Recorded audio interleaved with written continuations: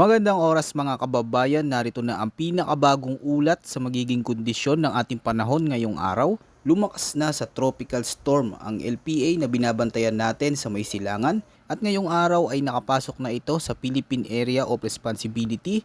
Bukod dito, ayon sa mga datos, sinasabi na posibleng mas lumakas pa ito habang papalapit sa bansa. Alamin natin kung saan ang latest track ng sistemang ito para naman lagi kang updated sa lagay ng ating panahon. I-click mo lang ang subscribe button. Sa kasalukuyan, ang southwest monsoon o habagat ang dominanteng weather system na malaking nakakaapekto ngayon sa malaking bahagi ng Luzon at Visayas. Dahil dito, mabilis na nabubuo ang mga kapal na ulap na magdadala ng pabalik-balik na mga pag-ulan sa iba't ibang lugar.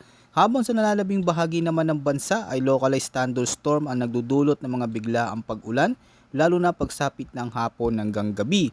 Kasabay nito, may isa ring tropical depression na patuloy nating minomonitor sa silangan ng ating teritoryo at mahalaga itong bantayan dahil pwede nitong baguhin ang weather pattern sa mga susunod na araw. Sa kasulukuyan, ang sentro ng Tropical Storm Josie ay tinatayan layo na nasa 985 kilometers sa silangan ng Eastern Visayas. Tagal nito ang maximum sustained winds na nasa 65 kilometers per hour malapit sa sentro, may bugso hanggang 90 kilometers per hour at may central pressure na 1,006 hectopascals. Sa ngayon ay kumikilos ito pa northwestward sa bilis na 10 kilometers per hour.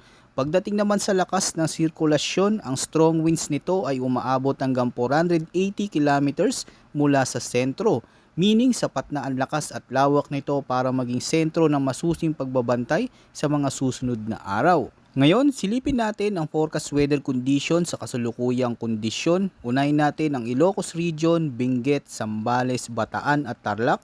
Inaasahan dito ang maulap na kalangitan na may kalat-kalat na pag-ulan at thunderstorms dulot ng habagat o southwest monsoon. Habang papalapit si Josie, inaasahang mas magiging aktibo ang habagat kaya maaari pang dumalas at lumakas ang mga pag-ulan sa mga lugar na ito. Dahil dito may posibilidad ng malalakas hanggang matitinding pag-ulan na maaaring magdulot ng flash floods at landslides lalo na sa mga mababang lugar at paanan ng kabundukan. Ganito rin ang sitwasyon sa Zamboanga Peninsula, Barm, Lanao del Norte at Sultan Kudarat. Patuloy na magdadala ang habagat ng maulap na kalangitan at kalat-kalat na pag-ulan, pagkulog at pagkidlat. Habang papalapit si Josie, mas maraming moisture ang maaring mahatak ng habagat mula sa karagatan. Kaya posible ring maging mas madalas ang mga pag-ulan sa mga lugar na ito. Sa Zamboanga Peninsula, maaring makaranas ng pabalik-balik na pag-ulan sa iba't ibang oras ng araw. Samantala sa Barm, lalo na sa mga baybayin at mababang lugar, mahalagang maging alerto sa mabilis na pagtaas ng tubig. Sa Lanao del Norte at Sultan Kudarat, ang sunod-sunod na pag-ulan ay maaaring magdulot ng localized flooding at pagguho ng lupa, lalo na sa mga lugar na malapit sa kabundukan. Habang patuloy na lumalapit si Josie, hindi naalis ang posibilidad na lalo pang lumakas ang epekto ng habagat sa mga susunod na araw. Para naman sa Metro Manila at sa nalalabing bahagi ng Luzon, ang forecast ay partly cloudy to cloudy skies na may isolated rain showers o thunderstorms dulot ng southwest monsoon.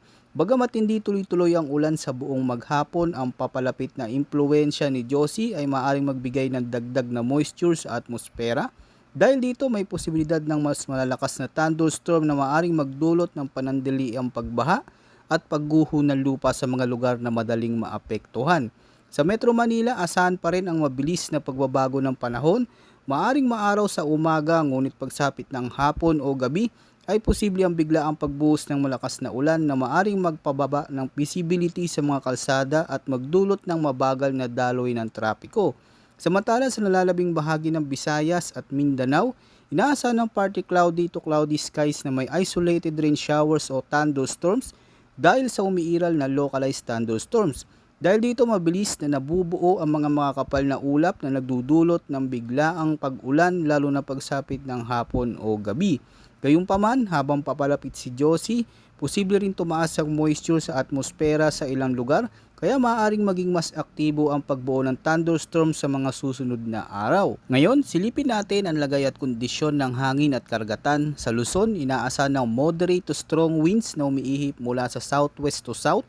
Ang coastal water condition dito ay moderate to rough na may taas ng alon na nasa pagitan ng 1.5 hanggang 3.1 meters.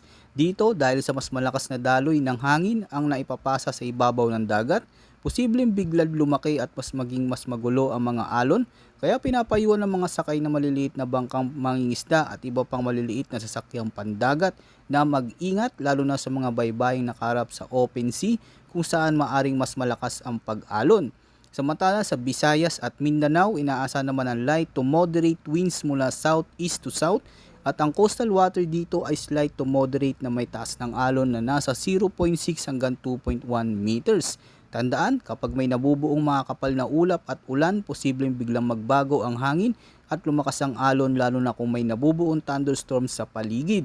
Ngayon, dumako naman tayo sa latest tropical cyclone threat na nilabas ng Pag-asa ngayong araw. Para sa week 1 mula July 13 hanggang July 19, patuloy natin binabantayan ang Tropical Cyclone Josie na nasa silangang bahagi ng Tropical Cyclone Advisory Domain. Batay sa kasulukuyang forecast, nakikita na sa ngayon ay wala itong direktang magiging epekto sa bansa at inasang hihina o tuluyang mawawala habang nasa loob ng forecast period. Pero bukod kay Josie, may dalawa ring Tropical Cyclone-like Vortices o TCLBs na inaasang mabubuo. Ang unang TCLB ay maaring lumitaw sa northwestern boundary ng Pag-asa Monitoring Domain, habang ang ikalawang TCLB naman ay inaasang mabubuo sa eastern portion ng parehong monitoring area. Sa ngayon, mababa pa rin ang tsansa na ang dalawang sistemang ito ay tuluyang maging ganap na tropical cyclone, ngunit patuloy itong binabantayan dahil posible pang magbago ang lakas at direksyon nito. Pagdating naman ng week 2 mula July 20 hanggang July 26, ipinapakita ng kasulukuyang mga weather model na magpapatuloy ang posibilidad ng paglitaw ng ilang vortex. Ang ikalawang TCLB ay maaaring lumitaw sa northeastern portion ng monitoring domain, habang ang ikatlong TCLB ay posibleng mabuo naman sa northwestern boundary.